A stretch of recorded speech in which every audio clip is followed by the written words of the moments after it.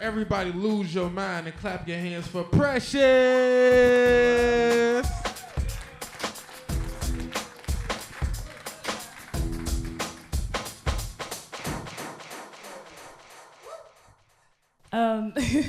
My name is Precious. Thank you. Hi. I'm a comedian. And I don't like going to open mics because you got people like spitting this poetry and just pouring from their hearts, like God is speaking, Holy Spirit's moving. That sermon was amazing. The worship was amazing. Like I was just like, Lord, yes. And then I come up and it's, like nobody's gonna come up to me and be like, that really touched me, man. Like I hope not. Like the last time I did comedy, I haven't done it in a year because of health stuff, but the last time I did stand-up comedy, I was talking about like being afraid of getting arrested for a public pooping my pants. So I hope that doesn't touch you. I hope you cannot relate to that. But I struggle to say the word comedian because the truth is I'm not sure if I'm a comedian. I know two things that are the reason that I have stories to tell. One is that I was raised by an African woman, a West African woman. That's my mom. She's pretty great. Her jollof tops all other jollof rice. I will fight you about it. And I'm autistic. So I have absolutely almost no fear at all. I have no fear because of my mom telling me to fear one thing, and that one thing is the devil. So when I point to you, I want you to say the devil, okay? The devil. So like, here's an example. Like, I was afraid of white bread because white bread is. I was afraid of spray can cheese because spray can cheese is. Okay, I didn't know who Biggie or I called him Tupac. I didn't know who Tupac was for a long time because secular music is. Thank you. So I was only afraid of the devil. For Easter, my mom brought out this special. She ordered these eggs online, and I was like, oh my gosh, I thought like having Easter eggs was. But like she was like, I got something for y'all, me and my brother. So she pulls out these Easter eggs, and I was so excited. And they're in this little carton, and I'm like, the box looks funny. And I was practicing my reading at that time, so I was like, this says, and she's like, they're resurrection eggs, and I was like, wow. Resurrection eggs, I'm so excited. I don't care. Maybe a chocolate cross instead of, whatever normal kids get. And so she opens up the first one and she's like, we're only opening one per day. And I'm like, this is amazing. I love numbers, one per day. That means for however I'm in this dozen, I get to open an egg. And I was so excited. I was like, I'm not going to share with my brother. I don't know. So we open one up and it's like, at some point, I think it was 30 pieces of silver. And then she was like, yeah, so just like how Judas betrayed Jesus, we all do through sin. And like every day, like ended in tears. Like another day we opened one, it was a mini whip. And she was like, they beat him. And I was like, oh my God, no. So like now when I see Easter eggs, I'm like, ooh, like, I know what you went through, Lord. I won't open them. And then the last one, I was hoping there'd at least be a treat in the last one, right? Like, you made it through. Jesus resurrected. Let's celebrate. It was empty. Yes, he is risen. He's risen indeed. Amen. I had never been so mad in my life. But I'm autistic, and recently there was like an announcement by RFK Jr. I think that's his all the letters in his name. He was like, autistic people, they won't be able to hold a job, pay taxes, fall in love, play baseball, all that stuff. I can't play baseball, so he was right. And like people, like I've been asked like what my response was. I've been seeing some memes and stuff. One friend asked me, not a lot, I'm not famous, but she was like, what do you think about all this? And I was like, honestly, the IRS better run me my money. I've been paying taxes for so long, and you're saying that I don't have to? Like, that sounds like a blessing to me. But because of being autistic and only fearing the devil in an extreme way, I have run into very interesting situations. Like I've been held at gunpoint before. I've been in a lot of danger. People have offered me drugs and stuff, and I've been like, thank you, because it's hard for me to recognize what is scary and what is not scary, because I'm like, I'm afraid of the devil, and that's it. So,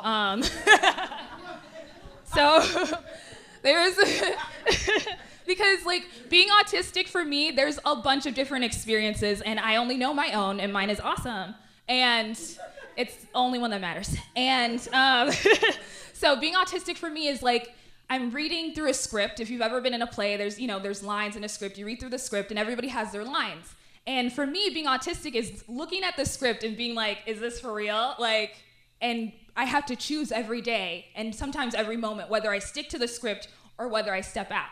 And just every day it's a battle. So, like in an elevator, you're supposed to like be silent and you don't talk to anybody. You look down, you look on your phone or whatever. Whereas like like the temptation is in my mind. The compulsion is like turn around and say who farted. Like just like disrupt the script. You need to disrupt the script.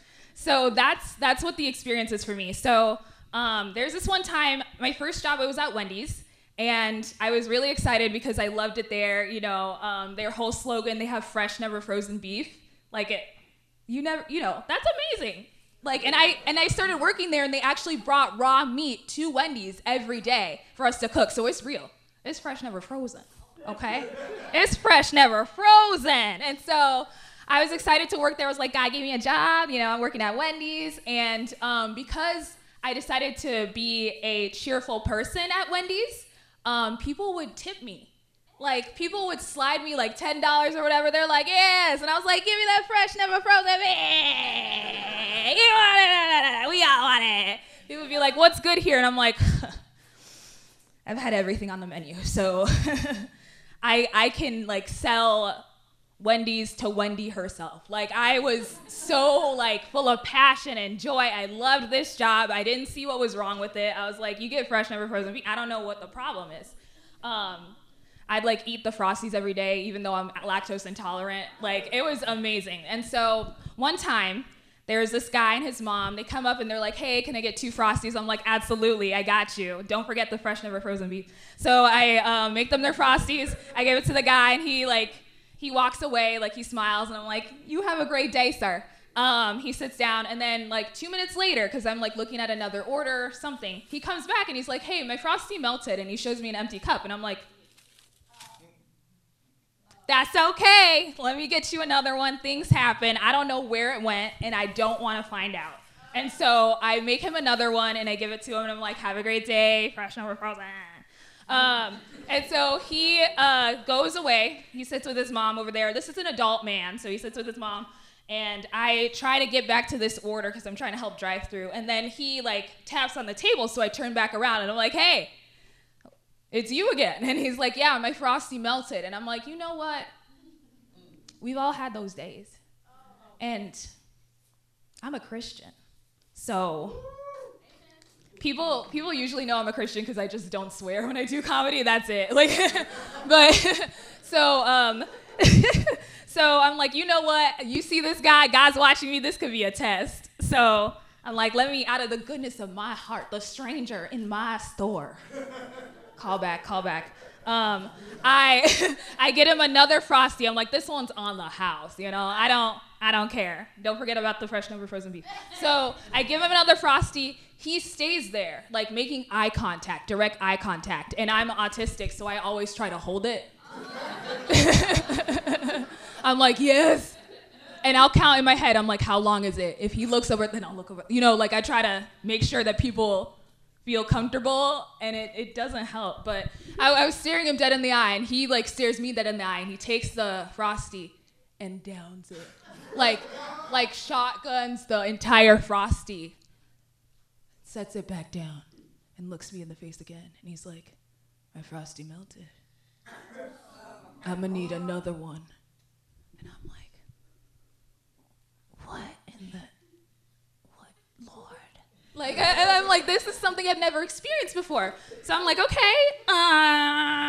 Like at this point, my manager is like gonna be back from whatever they were doing in the back. So I can't just be giving out Frosties. I still haven't gotten tipped yet. Like, I don't know. And so I'm like, I'm sorry, sir. You seem like a great person, and I love that I love the Frosties too, and I shouldn't be eating them. So I love them too. But you have to purchase another one. You can like get a junior one. They're only $1. You can get a small Frosty. We got 2 flavors. I'll swirl it for you. We're not supposed to do that. I'll swirl it for you. But we gotta ring this up. There's cameras, and this is my first job. And he's like, I'm gonna need another Frosty. And I'm like, I'm gonna need you to pay.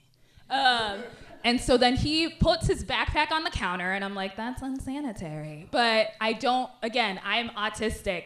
And I was raised by an African mom, so the only thing I'm afraid of is, so I don't see warning signs of someone putting their personal property like in between me, and I'm like, hey, you got a snack in there? What's going on?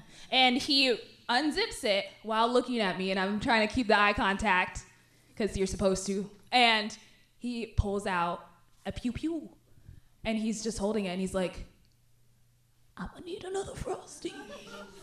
And I'm like,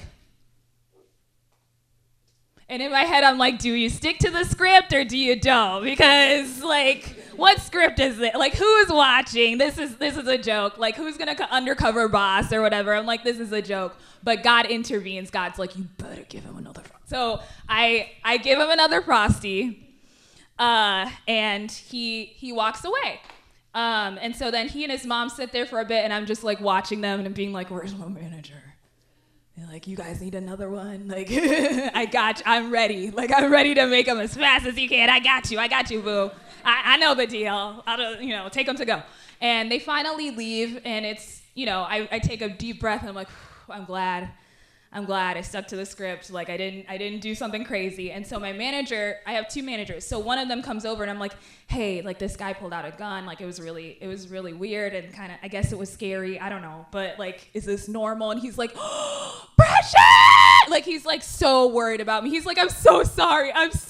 You shouldn't have done that, okay? You need to follow protocol. And I'm like, we have a protocol? Has this happened? And he's like, yeah, when anybody holds a gun to you, and he's holding me tight like I'm his child. He's like, if anybody points a gun to you, you need to hide in the freezer, okay? You need to hide in the freezer with our fresh, never frozen beef. You need to hide in the freezer, okay? Your life is more important. Let them take whatever they want, but hide in the freezer. And so I'm like, okay, that's good to know. Like, why do we have a freezer if we don't freeze the beef? But that's good to know. And so then I go to my other manager, and she's different. She's a different person. And she gets very upset with me. And it was hard because I thought we were friends. And so I'm like, hey, this crazy thing happened, but I'm okay. Like, and I thought I was her favorite too. So I'm like, yeah, Precious, it's okay. Don't worry about it. But like, it was kind of traumatic, I'm sure. And to a normal person, I'm sure it was. And like, I'm okay. I'm a little stressed. Maybe I can go on break early. And she's like, what the bleep, bleep? Like, she starts cursing me out. And I'm like, what's happening? And she's like, I keep a Glock in my closet. Why didn't you tell me? So she legit yells at me because she's like, I could have, it was so interesting. I was like, what script is that? I didn't know that. So like, I like to warn people after I tell them this story that like, if you are trying something funny at the Wendy's on Ashland and like near Western, don't try it there. She got a gun. Don't try it there. Anyway, I know there's a lot of people coming up, so it was nice talking to you.